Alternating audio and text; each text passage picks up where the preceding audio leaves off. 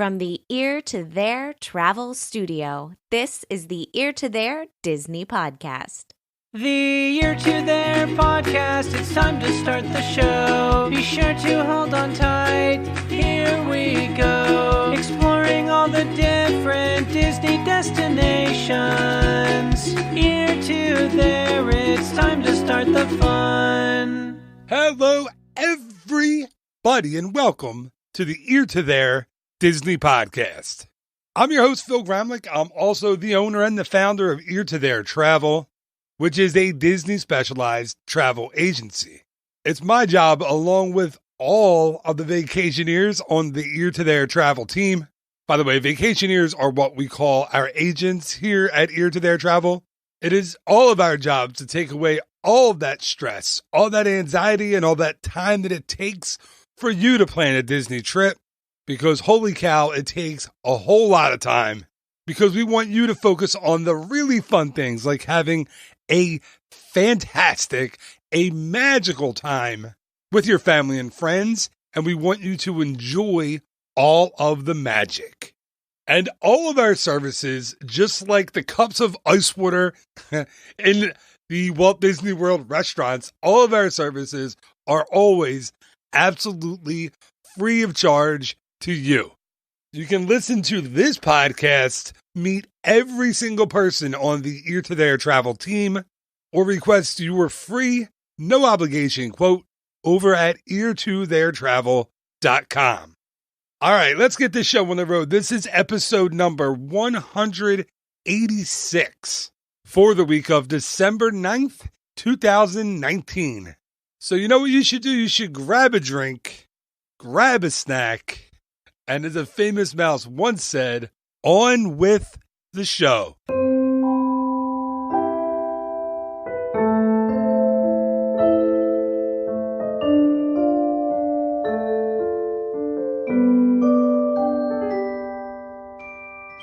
So back in October, I was a guest on the Detour to Neverland podcast with hosts Brendan and Catherine.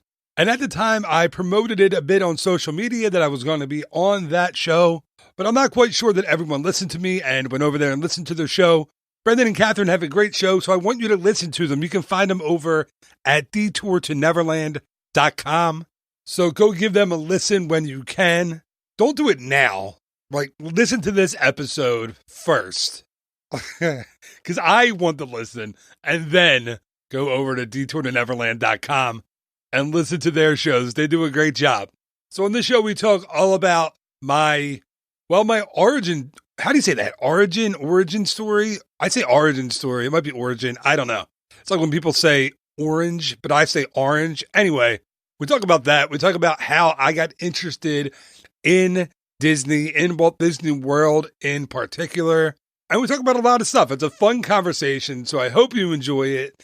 Here it is. This was episode number 145 of the Detour to Neverland podcast, and it is now episode number 186 of the Ear to There Disney podcast. Enjoy. Please stand clear of the doors. Por favor, manténganse alejado de las puertas. So, guys, thank you so much for having me on. I'm so excited, and again, I apologize. I apologized off the recording, but for rescheduling on you both 35 times. I apologize for that. But so, yeah, my name's Phil Gramlich. I'm from Ear to There Travel. I'm the owner and founder of that. I also host the Ear to There Disney podcast. And that's kind of my backstory. The one thing you might not know about me is, okay, so there was a bar. This is kind of going to show my age. But in Orlando, called the Roxy, and in 2000, I went to that bar with my college program roommates.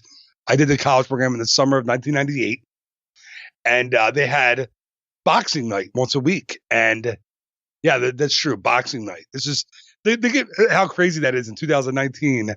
That in 2000, you would put on boxing, you would sign a waiver, put on boxing gloves, and at a bar after you've been consuming adult beverages, and get into a ring with a friend of yours and fight them in front of, a few hundred people. So My friends and my college program roommates and I had gone to the bar. We were all 21 at that point. It was our 21st, around our 21st birthdays. And I signed up to fight in front of a ton of people, one of my college program roommates, and I won. I actually won a boxing match in front of, I don't know, I feel like, 19 years later, there was 5,000 people there, but it might have been a couple hundred. But I had the trophy for years and years. I actually won a boxing match in front of people. So that's a fun thing. And you got a trophy. That's probably the most impressive part is they had trophies lined up and ready to go. You know what's really cool? Did you guys, now I know you're younger than me, but have you ever heard the Whitney Houston Star Spangled Banner from the Super Bowl like years and years ago? Yeah. They played that on on this big movie screen before the fight. And I got so pumped up. I just wanted, to beat the heck out of my friend. I got the trophy and the little guy on the top had boxing gloves on, and it was cool, man. I had that for a long time. The only thing I'm imagining as a college program employee is you calling your shift leader the next day if the fight didn't go well and have to explain, hey, I've got a concussion or something. I can't come in. I signed up for fight night. We got lucky. It was like 2 years. It was like 2 years after my college program. So to date me even older, I did the college program summer of '98, and we did the fight in the summer of 2000. So it was I was 19 on my college program, 21 when we did the boxing match, and I luckily, you know what? For your podcast, I'm going to tell the whole story. My friend I won the fight. Like, I got the decision at the end from the crowd, but my friend had punched me in its stomach an awful lot during the fight. And let's say it wasn't a pleasant scene when I walked outside into the parking lot after that. I was not doing well. I was in bad shape. Oh man. It had a happy ending because I won, but a not happy ending because of what happened after that. It was terrible. That's amazing. So thank you so much for sharing that. I think that might be our best random fact that we've got to date. I know. Listen, it's hard to beat. I'm sorry, guys. I keep cutting you off. Sorry, go ahead. I was just going to say that's hard to beat. I mean, you got a trophy, so. Yeah, listen, my goal when I'm coming on your podcast is to be the most entertaining guest you've had. So let's see what happens. I'll try my best. Good deal. We're off to a good start. So to lay that foundation to kind of understand where you come from in the Disney community, if you could share your Disney story, kind of how did you fall in love with it and how has that grown over time? Yeah, sure. So this is going to it's going to get sad, but it's going to get a lot better. My sister, when she was 4, my family found out she had a brain tumor. Which was, obviously devastating for all of us. I was 12, I believe, and she found out she had a brain tumor. She needed multiple surgeries to fix it. To remove it, she needed to learn to talk again. She needed to learn to walk again. It was just this completely, crazy situation. And I mean, luckily, thank God she came out of it and she's fine. And she's, married with a 1-year-old son now. But she, it was a really tough situation for my family, my immediate family. And my uncle had said, listen, when she was going through the surgery, he said, listen, once you're done with all this, I'll take you to Disney World. And we had never been before. So she gets through the surgeries. We go to Walt Disney World. And the first second I walked into the Magic Kingdom, I was like, yeah, I want to work here. Like, this is what I want to do. And about, let's see, 7-8 years later, I ended up being a cast member on the college program. I was a custodial host at Disney's Animal Kingdom just a few months after it opened. It had been open, I think, 2 months when I started working there. And I loved it. I fell in love with it all over again. I mean, I loved being a cast member. I loved answering people's questions. And the park was brand new, right? So I was helping people find stuff for the first time and showing them things on maps and answering questions. And I had so much fun. And then fast forward a while after that, I met my wife on the college program, but we didn't start dating until several years later. We stayed friends. But I moved to Florida in 2005, worked for Disney again, I was going to make a career out of it. And I have a medical condition where I get super, super painful, like cysts and lesions from the heat. And it just wasn't going to work. So I moved back. But ever since I moved back to Pennsylvania, I wanted to find a way to work for Disney. And then when my twins were born, I'm jumping all over the map and I apologize. My twins were born in 2012. They're 6, almost 7 now. I was listening to a podcast one time and I was in my office in my old house and I came downstairs to my wife and I said, did you know there's a thing where people book Disney trips like agents? And she was like, no. And I was like, yeah, I think I'm going to do that.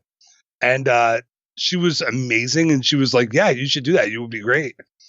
And I did. I signed up as a host agent for a different agency and I worked there for a while. And then eventually I opened up my own agency and now I have 22 people that work for me, 22 agents. So yeah, that was the kind of the long-winded but short version of it. I will say, since you mentioned that you only have 22 agents, it feels like so much more because I feel like I'm connected with every single one of them on social media. So the footprint is a lot bigger than I feel like.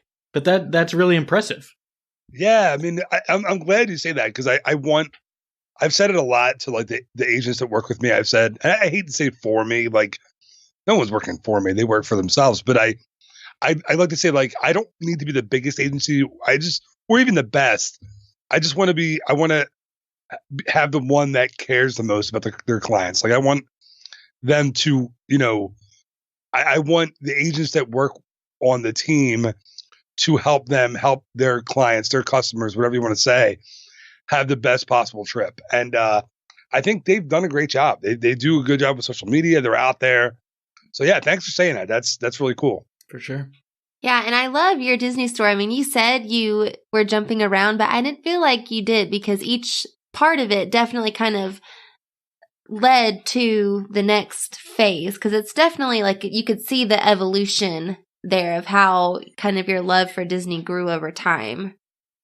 The nerdiness got bigger and bigger as the years went on, for sure. Yeah, I mean, I went from having one Disney trip, Walt Disney World trip when I was 12 or 13 to now being a pass holder at both Walt Disney World and Disneyland.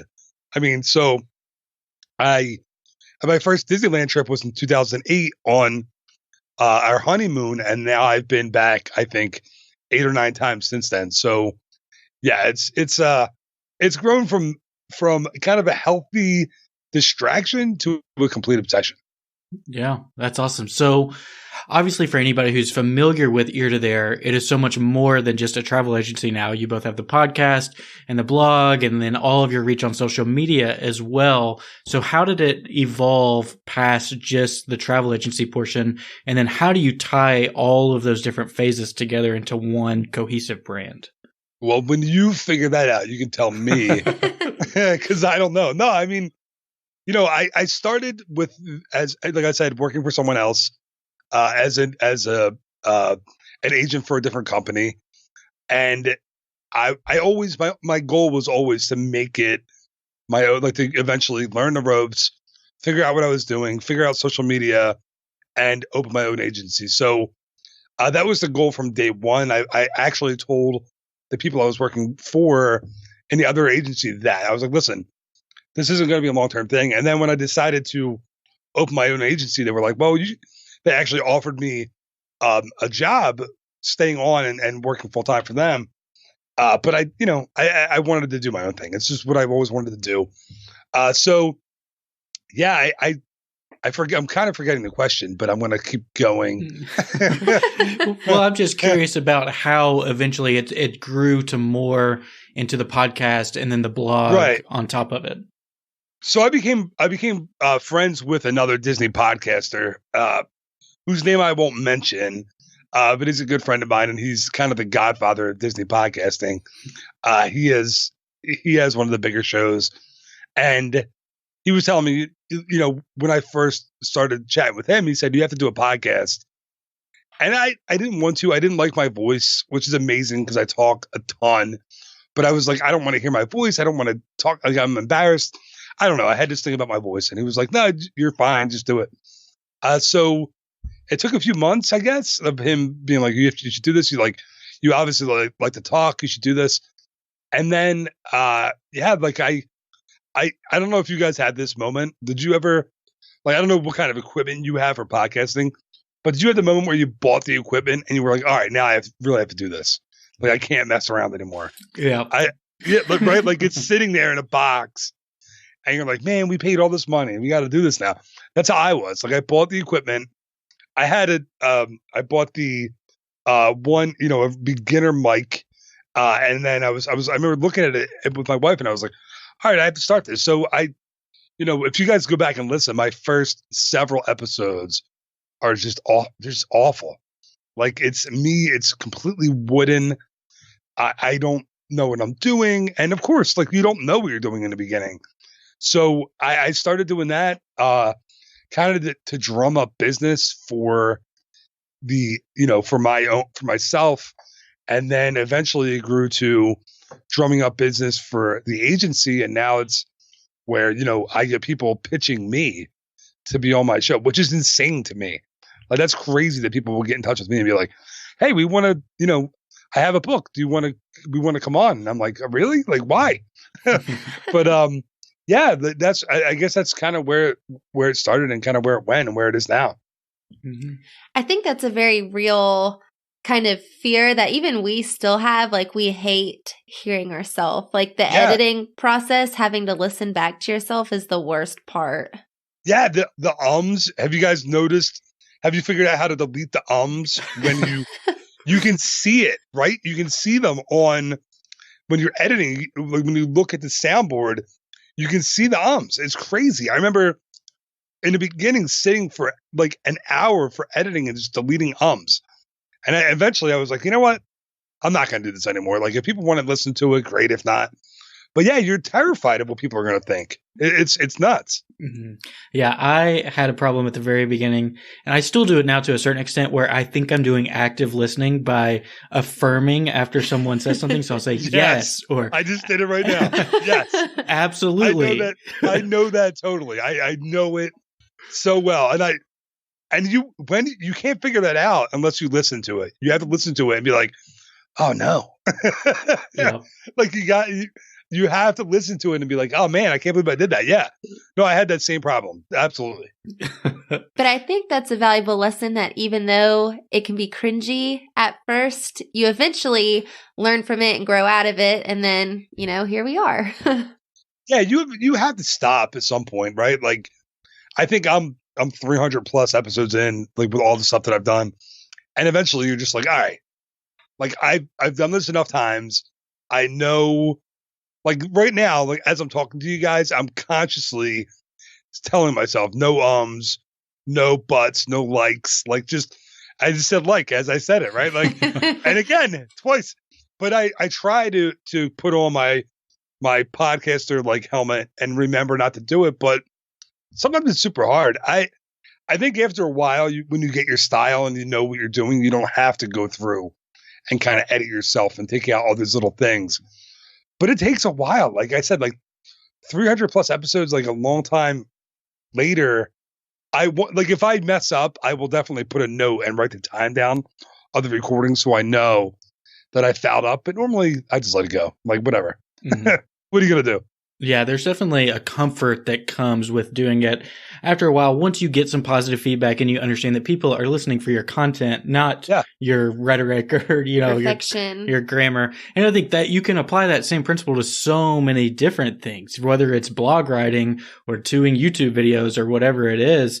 You eventually just have to become comfortable with it, be conscious of it, but not let it consume you so much where you're putting out some completely, factored in product that's so manufactured that doesn't really make sense. You're 100% right, man. I had somebody write to me once. I did a podcast. I think it's still up because I haven't pulled any podcasts down at all. I had one that I had the what is it called? The sound gate up too high. And after every sentence I said, it would be like whoosh, and you would hear it go off and then come back on. And it was terrible. And I had a listener listen, and I didn't notice it. And I had a listener listen and email me and was like, hey, man, you got to fix that. Like, I can keep hearing your voice go off and on. And it was super annoying. But yeah, I think, like you said, you have to once you get comfortable, you don't really think twice about that stuff. You just kind of let it go. And, people are listening. Like, it's really, isn't it amazing, by the way? Do you remember when you got like the first, after you started doing, the podcast for a while and you see like 40 downloads and you're like, whoa, like 40 people, like you start putting that audience in front of you, right? Like think about them sitting in your living room and you're like, holy cow, 40 people listen to this today. And it's like this crazy feeling. I love that. Like whenever I get a big download day, I think of that number of people standing in front of me and I'm like, man, like without podcasting, you never get that reach or that feeling. It's an amazing thing. It certainly is. I mean, because it would, for us, once it went above the numbers, where it's like, all right, this is more family members than we have. So clearly there's someone out in the world listening to this. Yeah, it's such a cool thing. You're like, wow, people really want to hear what I have to say. It's crazy. And, I still say this to my wife. Like whenever I have a big download day, I show her the number and I'm like, and, people are like, oh, don't look at the numbers if you're a podcast. Get out of here. Everybody looks at the numbers. Everyone does. So it's a really cool thing. It's an amazing to be like, to think people care about what you have to say. It's surreal. Mm-hmm. It for sure is. So Phil, I'm going to brag on you for a second because I don't know if you're going to do it on yourself, but you've stayed at every Walt Disney World and Disneyland resort. You've been on all of the DCL ships. You participated in numerous Run Disney events. You're a former cast member. Somehow you think all of that makes you qualified to do a Disney travel podcast and have an agency. I don't know if you could explain how that makes you qualified for that. No, I don't think that I'm qualified for anything. I feel like, what I feel like I'm qualified for? I feel like I'm qualified to talk about like toddlers and babies. Like I've done that. But as far as the Disney stuff, listen, I feel like I can, I don't know. I'm not everyone's cup of tea. That's like, I figured that out early on. And that some people aren't going to want to listen to you and aren't like, I've had a ton of feedback from podcast listeners who were like, I don't enjoy your show. And it's fine. Like I'm not everyone's cup of tea and it's cool. But I've had much, much, much more from people who were telling me like, yeah, like I really enjoy listening to it. It's a lot of fun. You're not serious. You don't, take yourself too seriously, which is, I think, a big deal. And it took a long time for me to be myself, but I am now. And that's what I think when I think the podcast took off. So am I an expert? No, not as much as anyone. I mean, but I think I'm qualified at least to talk about this stuff. Like I think I'm qualified to talk about Walt Disney World after being a cast member for a while and staying in all the resorts. And I want to say that I've eaten in all the restaurants, but man, how quickly are they changing these days? It's super hard to keep up with it. And I have picky eaters for kids. So I feel like the last 4 years, the only restaurants we go to are ones that have Kraft mac and cheese. If they have Kraft mac and cheese, we're not going. It's as simple as that. Yeah, I think that's going to hold us back. Maybe one person in their relationship has that same issue. You know what you like, and sometimes you just don't need to stray from it.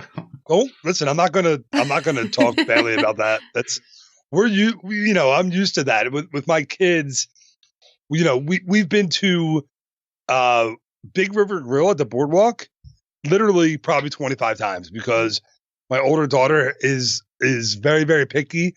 She actually has a little bit of she's been diagnosed, and I'm not afraid to say this, and she'll probably want to come in when she's older. But she's been diagnosed with generalized anxiety. Like me, I've also been diagnosed with that as well. And she has a really hard time branching out in restaurants. So Big River Grill has macaroni and cheese from Kraft macaroni and cheese. So we end up, even if we're not staying at the boathouse, at the boardwalk, we end up there all the time. By the way, I must have boathouse on the mind because I'm talking about it. Well, I think coupling those two answers, sharing your family's experiences and how you guys travel and go to Walt Disney World, but also showing that you are committed to experiencing as many different things at Walt Disney World and Disneyland as you possibly can.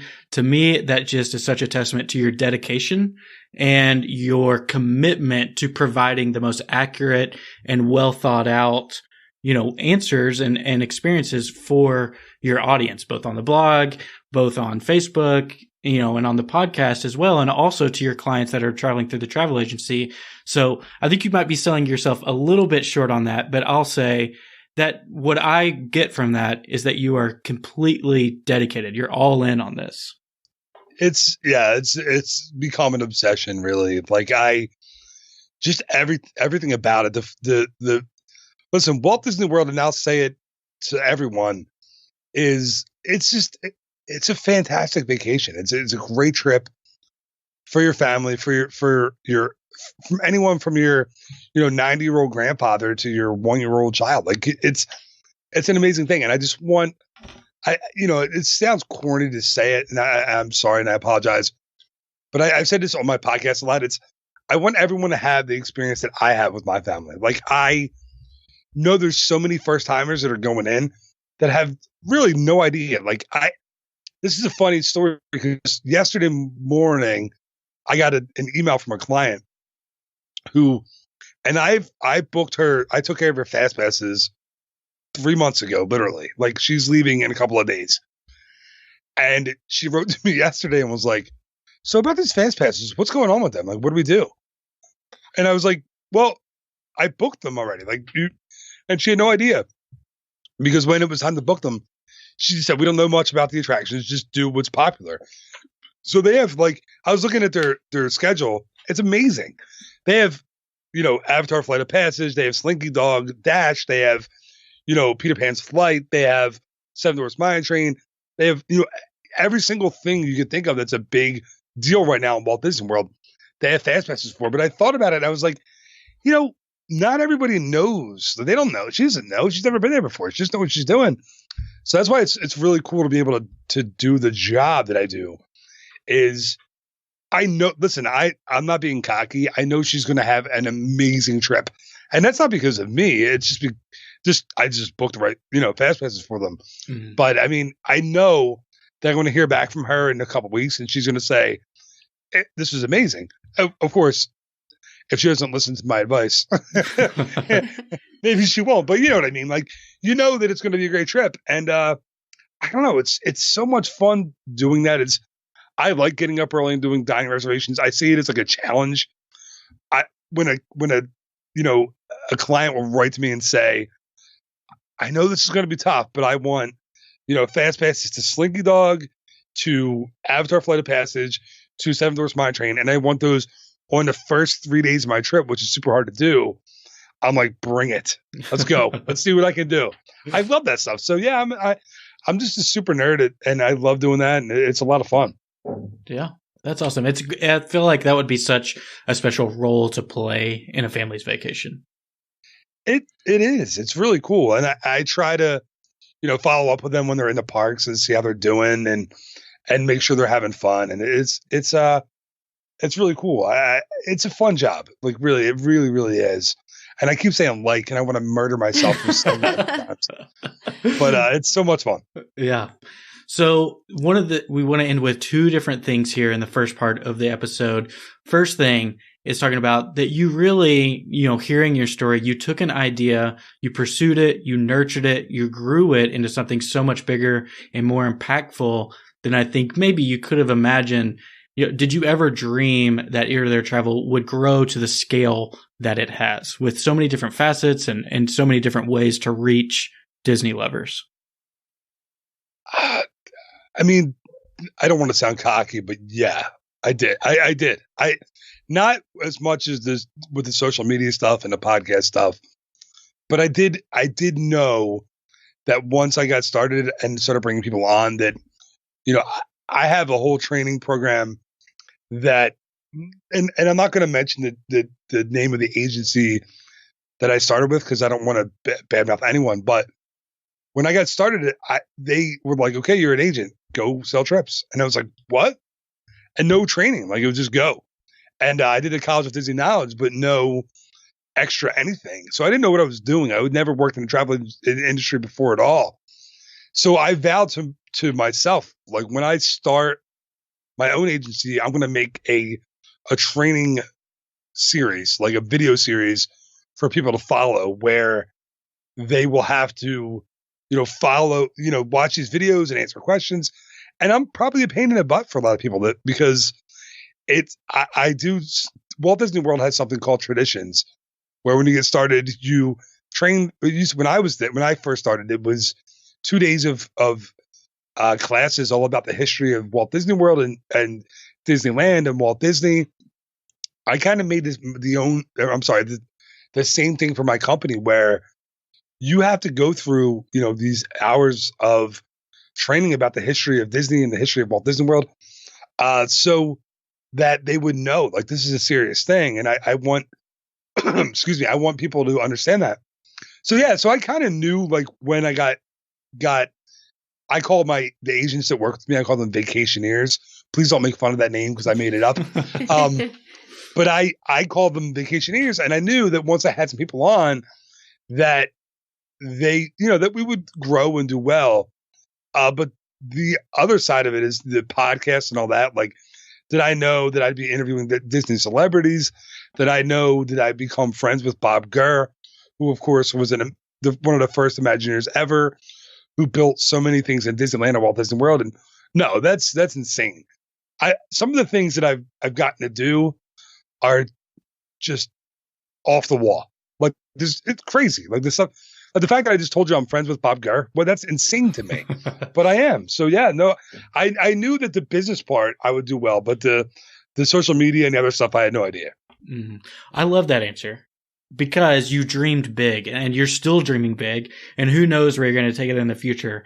So I think that is such a great approach to it, that you knew that you were destined to do something bigger and that would fulfill you and help people enjoy their vacations. But I think the tail end of that answer leads perfectly into Catherine's dying question for you. So for anyone, if you've never listened to the Ear to Their Disney podcast, A, you're missing out, but B, we would highly recommend that you listen to episode 66, because when you talk about, like, larger than life, like, just amazing people, Julie Andrews has got to top that list. And we've just been dying to talk to you about that experience with Julie Andrews. You know what? It was so surreal and insane that even happened. I remember to give you a background on it. One day, we had just moved. We're in a house now for a little over 3 years, but my family, we moved into this house, and we were still unpacking. And of course, we have little kids. So one of the first things we did was hook up the TV, and we had Netflix on the TV in our basement. And there was a show on called Julie's Green Room, and it's Julie Andrews with Jim Henson's Muppets, and it's a show all about the arts. It's about acting, music, that kind of thing, Broadway. So we were watching it one morning as I was still unpacking, and I said to my wife, you know what? I'm going to try to get Julie Andrews on a podcast. And she was like, all right, like get out of here. Like, it's not going to happen. And again, I love my wife. Don't take it the wrong way. But she was very realistic and honest. She was like, yeah, whatever. But so I found her agent's email, and I emailed her agent and said, my kids and I were watching your show. It's fantastic, blah, blah. I would love to interview her for an episode of the podcast. Excuse me. And I kind of forgot about it. I was like, well, we'll see what happens. So a few weeks later, I was, and sorry for the lack of too much information, but I was in the bathroom, and I had my phone on the sink, and my phone rang, and I checked, and it was like, it said New York City, and it had a number, and I'm like, I don't know that number. So I just let it go to voicemail. And I forgot about it. Well, like an hour later, I was, oh man, let me check that email. And the voicemail, and I checked it, and it was a representative from Netflix. And she was like, listen, this is so-and-so from Netflix. Julie Andrews' agent sent us your email. We would love for you to interview Julie on the podcast. Yeah. Like, I was like, what? So I called her back, and of course, it was Friday at 5:30 or 6 o'clock. No answer. She was home for the weekend. So I left a message, and I was like, listen, I would love to have, Dame Andrews on the show. Just get back to me. And I had nothing. I had to wait the whole weekend. So Monday afternoon, I got another call back from Netflix, and they said, yeah, she'll love to do it. Can you get to New York, next week? And I was like, no, my kids are in school. I can't give up a day. And they said, all right, well, let's do it remotely. Do it on the phone. So yeah, I got to speak with Julie Andrews and Emma Walton Hamilton, who's her daughter. And we talked about Julie's Green Room. And I remember the lady from Netflix said, listen, you have 15 minutes. We want to talk about Julie's Green Room. Don't talk about Mary Poppins. Right. And I remember about 10 minutes into the interview, I looked at my watch and I'm like, all right, well, I'm recording. So we're talking about Mary Poppins. So with like 4 or 5 minutes left, we got to talk all about Mary Poppins, and about Walt Disney and what it was like. And man, it was an amazing, like when I heard her voice, when I was like, terrified, and I was like, Miss Andrews or Dame Andrews, welcome to the show. And she was like, oh, hello. I was like, oh my God. Like, it's the coolest thing ever. And that's my Julie Andrews impression. I apologize. But it was incredible. Like, there's no way I'm ever going to top that. No way. Man. I mean, even listening to it was sort of a surreal experience. I don't know. Was it just audio, or did you have any? It was all audio. Yeah. And you're telling me.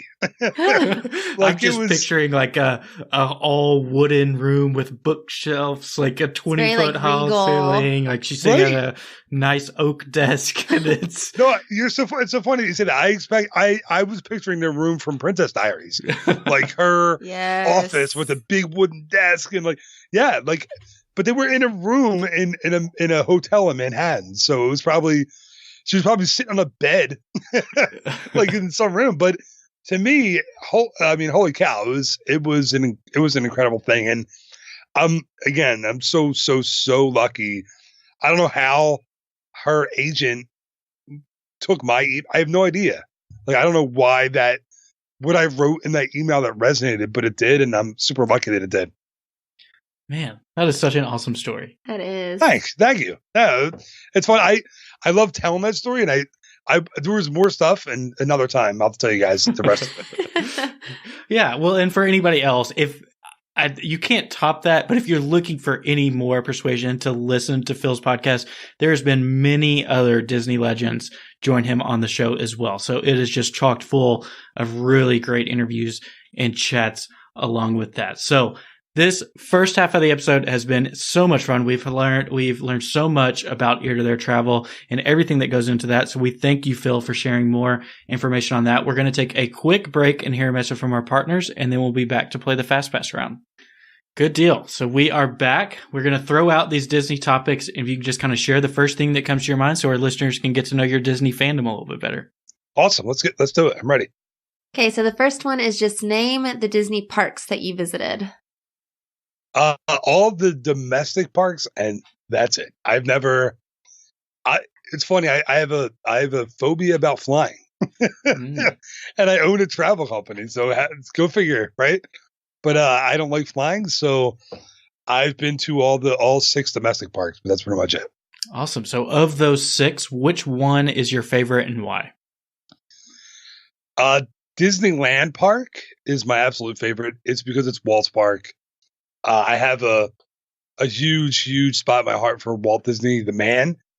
And I just touching the things he's touched and walking where he's walked. And it's a completely different experience to anywhere else. So, yeah, I love that park. Mm-hmm. So the next one, what would be your Disney bucket list trip? Tokyo Disney Sea is a park that I need to, no pun intended, see. And I don't know if I ever will. Excuse me, just because I'm afraid of the flight. But yeah, I really want to go there. Like if I could kind of get knocked out, like general anesthesia for a flight, I think I would do really well. But the flight to California kind of saps me of all my energy. So that I don't know if I'll ever get there, but that's my bucket list. Do they have any cruises that leave from like the Pacific Northwest then go to Asia? They don't. Not Disney right now. No, I mean, listen, we have 3 new cruise ships coming, so who knows what the future holds. But right now, no, it's all, they've done the Hawaii, they've done Alaska, and then a lot of stuff on, the Caribbean, but no, nothing over there. I'm sure any of our geography people are like cringing right now because that's probably a way longer distance than I realized. Probably. Listen, you guys, you and me both. I have no idea. Like my sister-in-law was in China like a couple months ago, and I know where China is on a map, obviously, but the time difference, everything, I was flabbergasted. Like I had no idea what was going on. So yeah, I agree. I totally get what you're saying. So next one is your favorite Disney resort. So it changes all the time. I'm sure for you guys it might as well, but right now it's Wilderness Lodge for me. Maybe because it's the fall. Only today it's the fall started, but maybe it's because I love the fireplace there. I love the totems. I love Wilderness Lodge. That's a good one. Yeah. Excuse me. So the next one, if you could only fast pass one ride for the rest of your life, which one would it be? So Pirates of the Caribbean and Disneyland, because it's a little longer, or actually significantly longer than the Walt Disney World version. And I feel you can see new things on every ride. Like you can sit there for hours just going on and on and on and finding new things. So yeah, I think that's the one I pick. We didn't do much preparation to research the rides whenever we went to Disneyland. I feel like we only rode it once when we were there, Pirates. Mm-hmm. We need to do it again because the first half we were like, what is happening? This is backwards. Yeah, it's totally different. Yeah. Yeah, when you're on it and you're looking at, it's funny, every time I ride, I forget what it was like.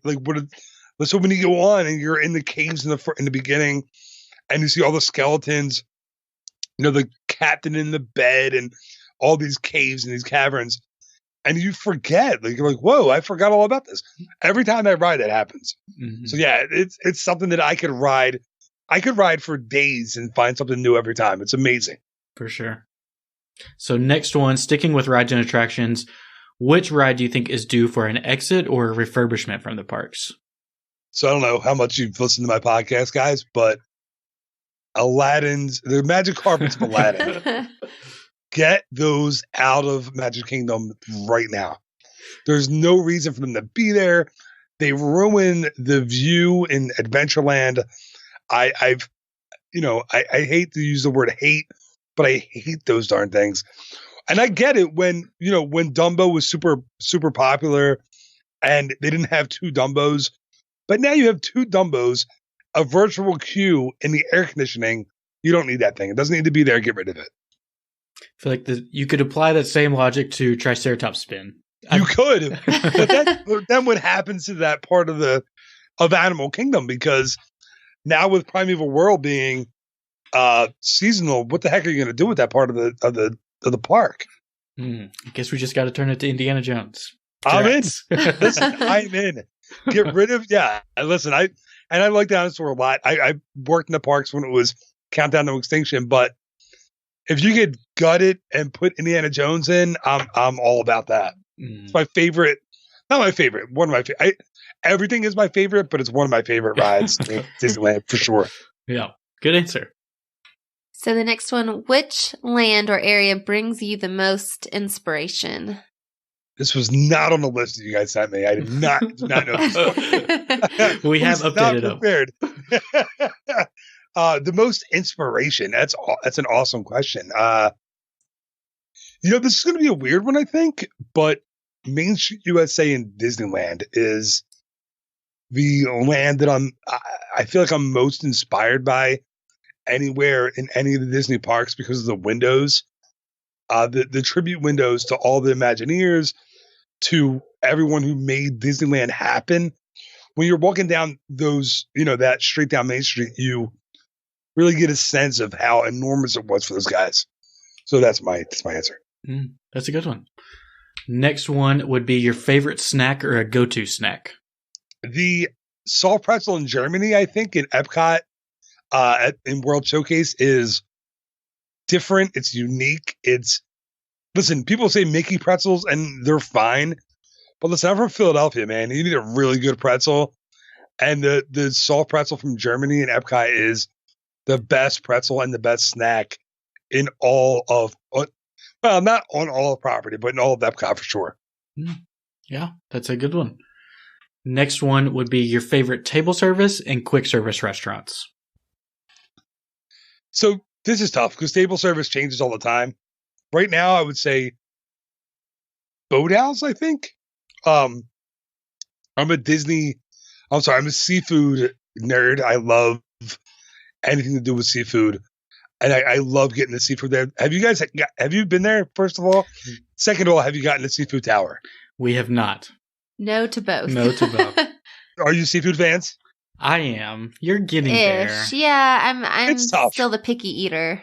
Yeah, you have to be like a certain mood and but like it's a tower of ice cold, like there's crab and there's shrimp and there's lobster and it's amazing. So yeah, I love that place. I love Boathouse a lot. And that's a kind of a cop-out answer because I think a lot of people love that restaurant. But you know what it is when I go with my kids, we can't go. So I have to go on a work trip and be like, oh, this is a work expense. And, and then like use my business card to pay for the meal there. My favorite counter service is, and it's always, and I don't think this is going to change, is Columbia Harbor House. Because one, I love the upstairs seating with the views of Liberty Square. I think that's awesome. And two is the Anchors Away sandwich. I don't think it's called that anymore, but the tuna sandwich there is my favorite. One of my top, I would say, 5 things to eat in Walt Disney World. I love that sandwich. I've never had that. I love Harbor House, and I've never had that sandwich. Oh my God, it's so good. You're missing out, man. Listen, do you eat tuna fish at home at all? Yeah, sometimes. So they put there's lemon juice and how do you say the word? I can't say it, so I'm not going to embarrass myself. It's WORSTE. Oh. Yeah, Worcestershire is how we say it. I can't say it. I can't say that word. So they have that in there, and then there's it's a great tuna salad, and it's on like a multigrain bread with tomato and lettuce. And then you get the house-made chips on the side. Not chips like fries, like British people say, but actual chips. It is amazing. So I'm going to, I want you guys to go. I know you just got back. When are you going to Walt Disney World again? Actually, the day that this releases, we are in Walt Disney World in this moment. Time travel. What day is that? The 7th of October. Darn, I'm going to miss you guys. I'm going the 21st. So I'll miss you guys by a couple of weeks, but you should definitely plan on going to Columbia Harbor House and getting that sandwich. And then please put a post up and let me know what you were doing. Can you do that? Will you do that for me? We can do that. Let's do that. Yes. So to get into some of your Disney favorites, we'll start with your favorite Disney movie. Yeah, Beauty and the Beast, the animated version is my all-time favorite by a long shot. That's a good one. That is a good one. I love that movie. I've loved it since I saw it as a kid. It's one of my it's as far as animated movies go, it's my favorite. So do you still enjoy the live action movie, or you refuse to? Right. Yeah, it's okay. What did you guys think? I thought it was good. That's good. Wasn't great. I'm with you. I think I prefer the animated still. I mean, yeah, everybody prefers the animated, but well, I'm just putting it out there. Okay. Yeah, it's good. The live version was good. It wasn't phenomenal. It wasn't great. It was good. Emma Watson, unfortunately, cannot sing. We all found that out, right? Like she can't sing. Yeah. I mean, she's no Paige O'Hara. Paige O'Hara, my God, but yeah, it was funny when we were at Disneyland last month. It was the D23 Expo, and Paige O'Hara was there. We didn't see her, but we saw Jodie Benson, who's the voice of Ariel in The Little Mermaid, and literally we ran into her in the parks like 5 or 6 times with my kids, and like the 6th time, my oldest daughter was like, "Dad, I have to go say hello." And I'm like, "Yeah, you should just go say." Like I was like, "You know what? Yeah, go say hi." And she walked up to her, and as she was walking up to Jodie Benston, the Disney tour guide, came back over and started talking to her, and she turned around, like ran back to me, all nervous. I was like, "All right, well, yes," but excuse me, but I don't know why I told that story, but anyway, yes, Beauty and the Beast is my favorite. That is a good one. We've never seen a celebrity in the parks. No, we have. I don't know how big of a celebrity this would be, but we were in Disneyland the same week that they were filming like Disney Week for Dancing with the Stars. So we saw 2 people from Dancing with the Stars, like one of the dancers and then the guy from The Bachelor that I watched. So we've never seen a celebrity. Yeah, my wife is a huge Bachelor fan. She loves all those people. So yes, if you said a name, I would have no idea who it is. But who was the dancer? Was she somebody famous? Was that a name that anyone would recognize? She was one of the better well-known ones. Her name's not going to come to me now, but she was dancing with Grocery Store Joe. So your wife would appreciate that. Grocery Store Joe. Okay, yeah. I'll remember that. Tell her tonight. All right. And it was Julianne Hough, because it's the only one I know. No, it wasn't was not her. Julianne Hough. No. All right, well, I tried. Next one would be your favorite Disney quote, either from Walt himself or from any of the movies. So I definitely have a favorite from Walt, and it's I'll read it because I wrote it down so I wouldn't forget it. It's all the adversity I've had in my life, all the troubles and obstacles have strengthened me. You may not realize it when it happens, but a kick in the teeth may be the best thing in the world for you. I love that quote because it's a never give up quote. And Walt Disney had so much adversity in his life and so many things that went wrong. People think like, oh, this guy, he was a genius, and he had so many things go wrong the first, 25, 30 years of his life. And I love this one because it's a never give up quote. I think it means a lot to a lot of people. Mm-hmm. I love that one too. That is a very good one. So the last one for the Fast Pass round is your favorite Disney parks memory. So I've had so many. It's so hard to answer that one because I've had so many Disney parks memories.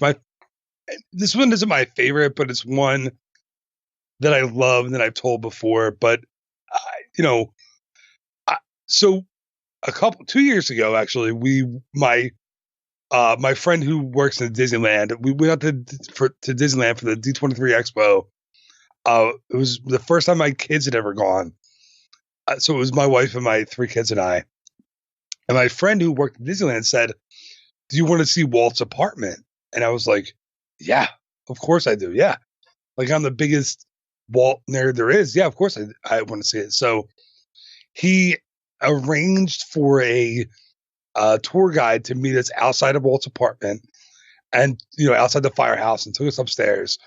And it was the 5 of my family, me, my wife, and my 3 kids, a friend of mine, and my friend who worked in Disneyland and the tour guide. And she took us through Walt's apartment. And, to say it's a religious experience is obviously overstating it, but it's amazing. It's amazing to see. It's a time capsule of Walt Disney's life to walk in there. They said we can't take pictures, so I remember I had my camera, and they made me hang my camera up on the coat rack when you first walk in. And then at the end, our tour guide was like, "I'll take a couple pictures of you." So we got some pictures of my family and I in front of the lamp, like Walt's famous lamp, but just being in this room that really, and a million people have been in there, but nobody's been allowed to touch anything, it's just an incredible thing to be able to, like, they still have baby bottles from Walt's grandkids in the cabinets, and there's still plastic wrap from when Walt Disney was there, and like things in the refrigerator like Coke, and it's a really weird, surreal experience. So yeah, I think that's my favorite. But I mean, by a long shot, my favorite Disney park experience.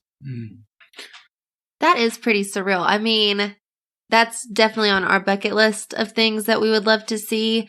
But I'm sure just walking in there and just knowing like how important that space was is pretty, like you said, surreal. Yeah, because we've wanted to do it in the Walk and Walt's Footsteps tour, but doing it in an intimate setting just with your family and a couple of other cast members, I feel like would be extra special. Yeah, it really was. It was so like weird but awesome. My son, there's a funny thing that happened was where, this tour guide was showing us the apartment and she was showing us all these things. And it's really weird. You walk into Walt's bathroom and there's like a toilet. You're like, this is weird. Like, why are we in here? But she shows you like he had this shower because he had a polo injury in his back when he was young. And he had this shower specially made with these nozzles that were super low and like to spray on his back. It's a weird thing but he had that built in 1954, like all these nozzles that are like different heights, and you're like, wow, like that's what we have now. Like it's crazy. But so after we did the bathroom tour, we went back into the apartment, and they were telling us, or she was telling us about Walt's sandwich press. I'm sorry, and how he would make sandwiches, and I noticed I couldn't see my son, and I looked around and I was like, "Where's Jack?" I look over my left shoulder, and he's sitting in Walt's chair by the window. And our tour guide had just told us, like right before, like this is where Walt would sit and talk to people about the construction of Disneyland and the animated movies that were running like behind. And he would sit on the phone on this chair and look out the window and talk for hours. And she's like, "Yeah, no one's really sat on this in 65 years." And here's my son, who I couldn't find, sitting in Walt Disney's chair. And I look over and he's sitting there. I'm like, "Jack!" And, like I'm yelling at him, like, "Get up!" And he like stands up, like all nervous. And he's 4, like he doesn't know. But I'm like yelling at him, and then the tour guide's like all upset. And it was one of my favorite. It's one of my favorite memories of all time because, like, of course, the kid sees a chair and he's going to sit in it. But it's one of my favorite things because I didn't sit in Walt's chair, but my son did, so it was really fun. Yeah, that's something that you can tell him about for forever.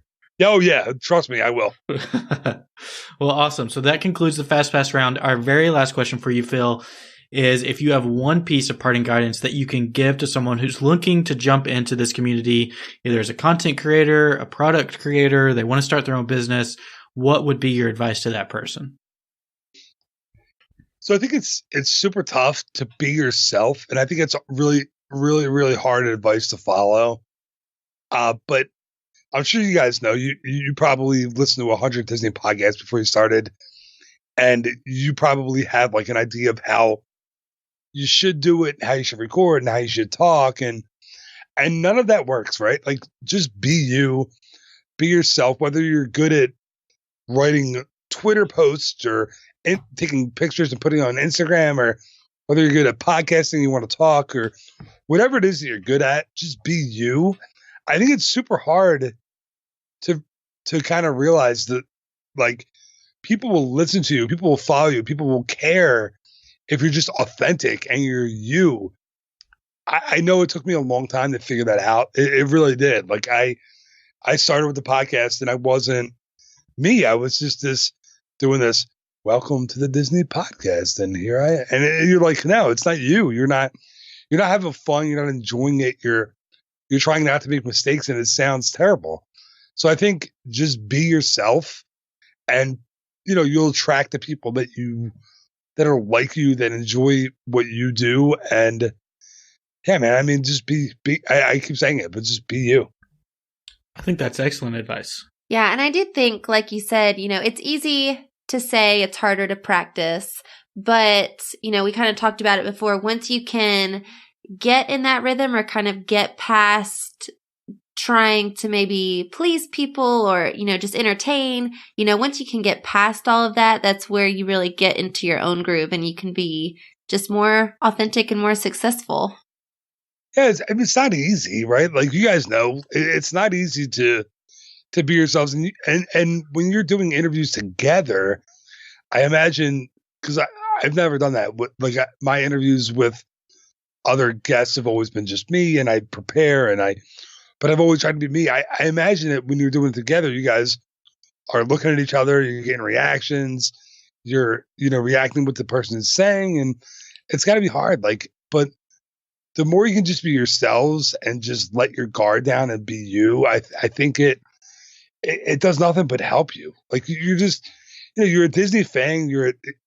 Like I always say, you're a Disney nerd, and you want to share that with other people. And then whether you're trying to make money or you're trying to, and by the way, if you're trying to make money and you're doing a podcast, you're going about it the wrong way because you're not going to make any money doing this. But if you're trying to reach people and have fun and have them hear your voice and enjoy yourselves, then you're doing great. And that's what it's all about, man. I mean, you guys know, like it's, excuse me, it's hard to get people to listen, but once you have them, when you're yourself, it's the best show that you can have. When you're relaxing, you, man, it's so much better. For sure. That is excellent advice. And I thank you so much for sharing that.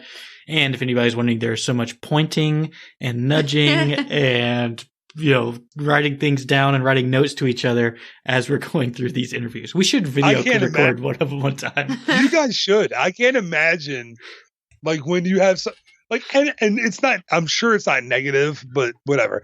But like, there's got to be a million things that you guys are saying to each other and pointing and gesturing. And yeah, like I said, I've never done it. Like Amy and I, my wife, when we do my podcast, and she's been on a lot, we don't really write. We just kind of look at each other and kind of go. But we've also been married for 11 years. She'll tell you she doesn't know how many years it's been, but it's been almost 11 years. No, shoot, almost 12 years. Don't tell her I said that. But like we know you kind of looking at each other where to go, but we never have a third person. So I imagine it's super challenging for you guys, and and also really fun. Like that you guys get to do something like this together. That's really cool. I really. You guys have to be having a lot of fun. You guys have a fun show, and I really, really, really appreciate you guys having me on. This was fun. Yeah, absolutely. Yeah, and we're definitely glad that you've been here with us. Yeah, for sure. So last thing that we like to ask all of our guests, if you could remind our listeners where they can connect with you and Ear to Their Travel online. Yeah, I mean, my website is eartotheirtravel.com. I would just work the homepage, so it's a little different than it was. Ear to Their podcast, Ear to Their Disney podcast, you can find anywhere where you can download podcasts. So we're on Apple Podcasts, on Stitcher. I don't know if Stitcher is still a big thing, but we're there. We're on, if you talk to your Alexa device, we're there. So we're all over the place. And yeah, that's kind of it. Facebook, Instagram, all the Twitter, all the your popular social media accounts were there. But just Google Ear to Their Disney podcast and you'll find us. Yep, absolutely. And we'll put the links to all of those in our show notes as well. And we were actually commenting before that your new homepage looks pretty awesome. So it's a good thing for everybody to check out. The video is a nice touch. Thank you. Yeah, it's so let me ask you guys this. Could you read the text over the video? I want to know in real time if I should add like white background to the text. Could you not see it, or can you see okay? We can see it for the most part. Now there's fireworks going off behind it, so it's hard to see, yeah. A little bit, but you can still make it out if you just wait half a second. Yeah, I mean, it's still very legible. That's what it is. It's like this day and age, right? Like how long are people going to stick around and wait to be able to read it? That's what I worry about. But I wanted it to be different. I wanted people to see it and notice it. And we're not going anywhere, man. I mean, we're gonna. My plan, like I said, is to be one of the. It doesn't have to be the biggest or one of the best, but it has to be a memorable agency to work with. So I'm not going anywhere. Awesome. Well, we look forward to seeing how Ear to Their travel and podcast and everything else involved with you grows. We appreciate you so much connecting with us and coming on and chatting with us today. You guys are awesome. I had so much fun. This was a really great show and a great interview, and I'm happy to be here. So thank you guys. Thank you.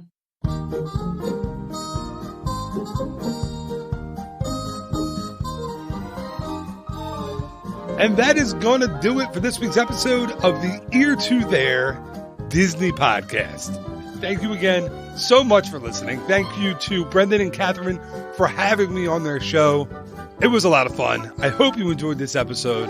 And if you enjoyed it, if you like the show, do me a favor, share it with someone. Share it on social media. That's a big one.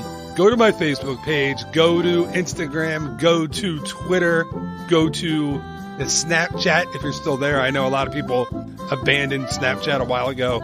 Go to TikTok. I don't know how you would share this on TikTok, but do that if you can. If you like the episode, just share it, tell someone about it. I really, really appreciate it. And thank you so much in advance for that. All right, stay tuned next week for another episode of the Ear to There Disney Podcast. Also look for an episode of the Walt Disney World Word of the Week next week. So until next time, thank you again. I kind of flubbed through that.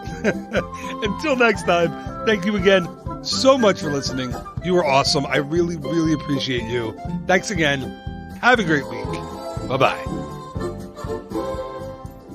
Ear to there.